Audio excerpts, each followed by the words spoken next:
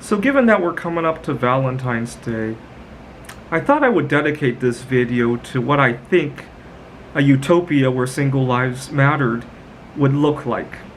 Now I gotta confess that I might not see the day when this has come to pass, but I want to know which direction I want the world to go in. And I hope you will join me in recognizing the direction the world should go in. And what I'm saying about singles is not really specific to singles, but it's more specific to the idea that everybody enjoys their lives differently. Everybody has different wants and needs. Everybody has wants a different slice out of the pie. And I think that the world is great enough to accommodate all of that. And it's to recognize that different folks, different needs. Now, prior to the pandemic, I used to love to go stargazing in Ellensburg, Washington. I had a favorite vantage point called Wild Horses Monument. I want you to Google it, and especially where it is in relation to where I live, Redmond, Washington, because the story will make a whole lot more sense if you do. Okay, now that you've seen where it is and the layout of all that. Now, I used to love to go there every time there was a major stargazing event because the lighting pollution is very much less than here in Seattle. I would go there to see planetary conjunctions, eclipses, and even a good full moon. I'll go there, get the moon in front of other constellations. I've uploaded photographs of that. And a lot of times, none of my peers recognize that that's how I recharge myself. And I would often go there and not be able to get the day off at work the next day or the day before, and I would just go there very tired, sleep deprived. Now, sometimes I even went 2 nights in a row. You got to remember, this is before the idea of working remotely, right? It's not like today where if there's 2 nights in a row in Ellensburg, oh, I'll stay there during the day and continue my work, right? This was before those days. I'd go there, come back, work the whole day, go back to Ellensburg. And I was a wreck. And looking back at it, how lucky I was. I recently learned that going 24 hours without any sleep is like the equivalent of drinking 10 alcoholic beverages, something like that. Somehow I never got into an accident. I never got hurt. I never even felt like I was in danger or anything, but I put myself in significant jeopardy. Now, my colleagues who have other needs, right? They have a spouse, they have children. I fill in for them all the time. Oh, their kid all of a sudden has COVID-19. They don't have child care. You know, their school has re-locked down, or even before the pandemic, right? All sorts of problems. Home repairs, right? They own their home, so they got to be home for home repairs. And all that. I would fill in for all that, which I don't mind doing. I think it's a beautiful thing. Don't get me wrong, especially for myself. I have a combination of good genetics, and I take care of my body. I still make a lot of friends who are many years my junior, and so I need those future generations, because when I'm 50 years old, my body's probably still going to be 30, and so it's a beautiful thing. And life is a beautiful thing. The fact that they're taking care of their home, that's a beautiful thing. What I wish is to be able to go stargazing and share the photographs with my colleagues too. And the key word in that is too. I think both of them are beautiful things, right? But for some reason, one of them gets all the attention, the other one you have to sacrifice in order to do. Now here's the funny thing, 1,000 years from now, my photographs are probably going to be there. The kids are almost certainly not going to be, right? Well, their legacy might be here, but that's the interesting thing about it. 1,000 years from now, you're going to look at these stargazing photographs, and you're going to go to the cemetery and see what's left of those kids. And you're going to forget that somebody sacrificed their sanity to go take those photographs, right? That's the funny thing about it. Now, then the pandemic hit, and a lot of times I had challenges relating to the pandemic. I have a very healthy immune system. I didn't really get very ill. I caught COVID 3 times, actually, or at least I tested positive on 3 occasions.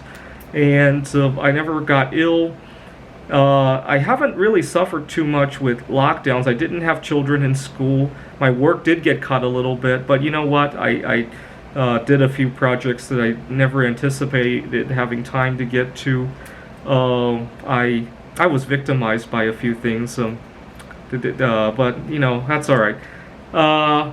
And but the problem is that as a single guy, I often don't have somebody to fall back on, right? So, for example, I ended up moving out to the Rockies, which I really love, by the way. But part of the reason was financial, right? I didn't have a second income to fall back on. And, which I loved living in the Rockies, don't get me wrong. What I don't love is the judgment I get back home when I was working remotely from the Rockies. And a lot of times, when there was something at work that my colleagues they needed to take care of their kids, I drove home from the Rockies. It was from Wallace to Seattle to take care of it, and then back. I made at least 3 or 4 drives like that during the 2.5 months that I lived there. Again, that's fine, but when I have drama, I wish it would reciprocate. So 3 months ago, my car broke down. Now here's the problem. At the time, there was huge labor strikes, right? Actually, they're still going on. And the car was still more or less drivable. What happened was the window was stuck down and the air vents weren't working correctly. And I had to go to Ellensburg to take care of it. It's freezing cold. The window was stuck down.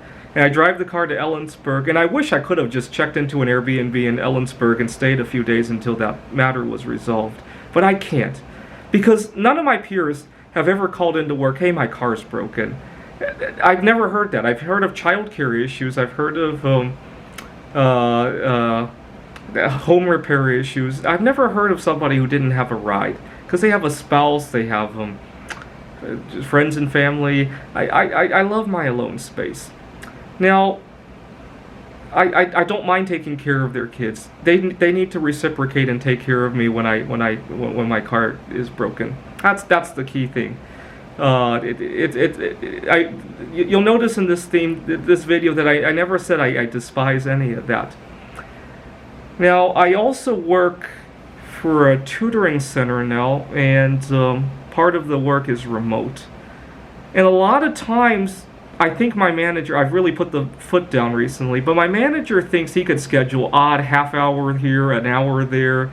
It's no big deal. It is a big deal. If I have a Saturday where I only have a 1 hour session, it's not 1 hour that I'm spending. It puts a wedge in for what I can do that whole Saturday. I got to spend like 4 to 5 p.m. with the student. It really puts a wedge on what I can schedule at 3:30. My manager didn't seem to understand. I put up with it at the beginning of the pandemic because there was nothing you could go to anyway. But as the pandemic eased up, it didn't really make any sense anymore.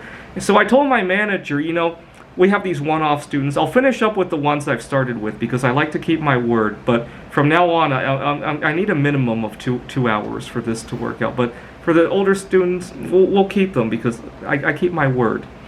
I really put my foot down, and to my surprise, it went well, and I actually got a raise after I put my foot down like that.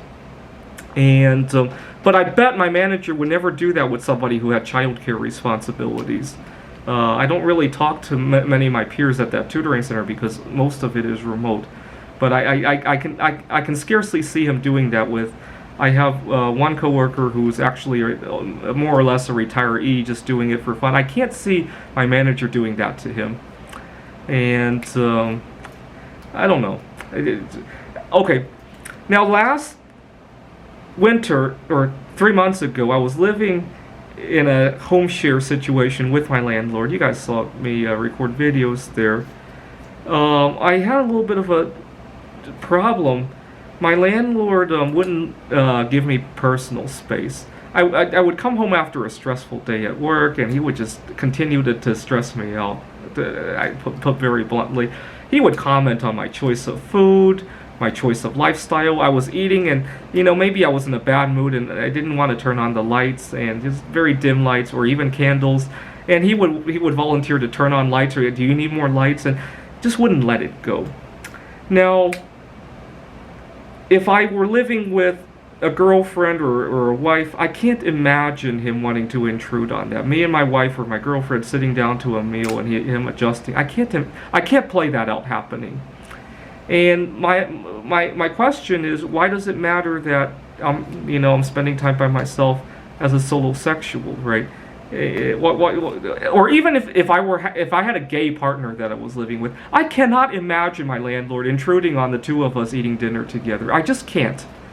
But when it's a single guy or a solo sexual guy, for some reason that's perfectly okay for him to do. I don't know. Although I'm not sure if he would have allowed a couple to move in. That's the other problem, right? Maybe different flavors there. Now, last week I went to see Scream, and at the movies I really got the vibe that my seats were less priority than other people's seats who went in as a couple. I really did. It wasn't as bad as the landlord situation, but I gotta say that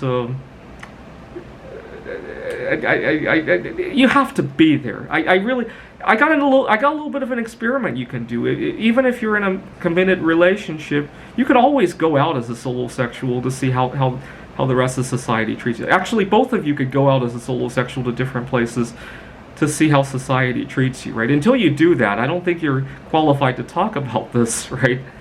Anyway, my views on what a utopia would look like when single lives finally matter, and I hope to realize it one day.